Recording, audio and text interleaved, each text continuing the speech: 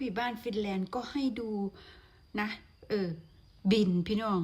บินเพราะว่าเพิ่นไปขอ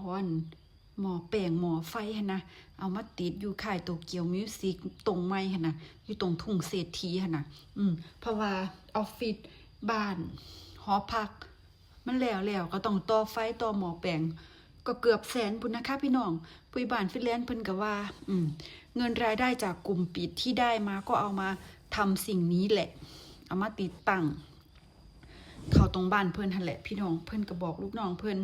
ให้โชว์ให้มันแบบสมกับ FC สนับสนุนเพราะว่าตอนกลุ่มปิดน่ะกลุ่มปิดคุณหนูรู้น่ะน้องสแตมก็แสดงคือพี่น้องแสดงแบบตีบทแตกจน FC ว่าตีบทแตกจนหน้าตบแสดงเป็นคุณหนูรู้คุณหญิงกอบโกยหั่นนะน้องสแตมหั่นนะแล้วก็น้องเคทกับโพสขอบคุณบอดบิ๊กผู้ให้โอกาสผู้มีพระคุณนะคะน้องเคทเล่ามาร้องเพลงแสดงในเรื่องคุณหนูรู้หั่นนะแล้วที่นี่วิบานฟินแลนด์นี่เพิ่นกะบ่ได้เฮ็ดเพื่อเจ้าของได้พี่น้องเฮ็ดเพื่อลูกน้องทำเพื่อองค์กรพาองค์กรนี้ก้าวไปสู่ความประสบความสำเร็จแล้วซุ้มแก่งอันนั้นนะก็บ่ได้กลับมา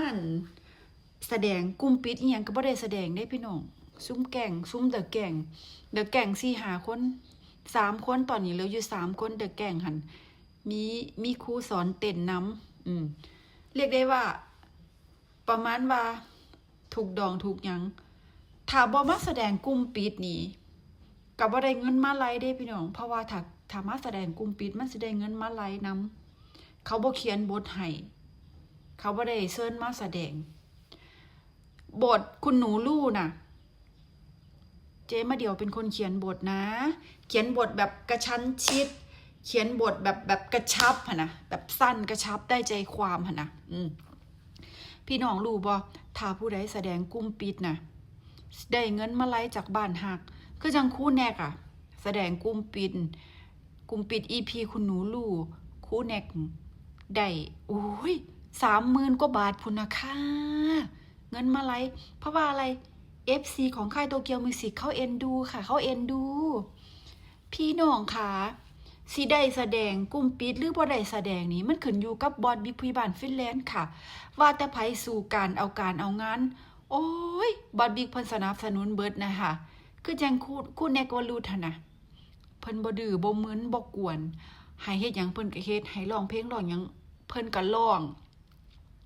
แล้วบัดที่นี่เห็นบ่แม่ฮัก FC หันฮักเอ็นดูเพิ่นคือหยังนี่ขอแต่จะคล้องค่ายเอ็นดูพี่น้องคะเขาเป็นเจ้าของค่ายเขาอยากให้ไผร้องก็ได้เขาอยากให้ไผแสดงก็ได้ค่ะขอแต่ว่าคุณซื่อสัตย์คุณบ่เนรคุณ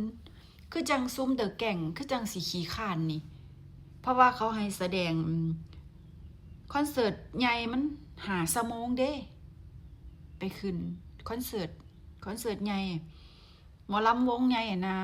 ไปแสดงวงใหญ่ไปแต่ละที่แต่ละจังหวัดมันขึ้นแสดง5 ชั่วโมงไง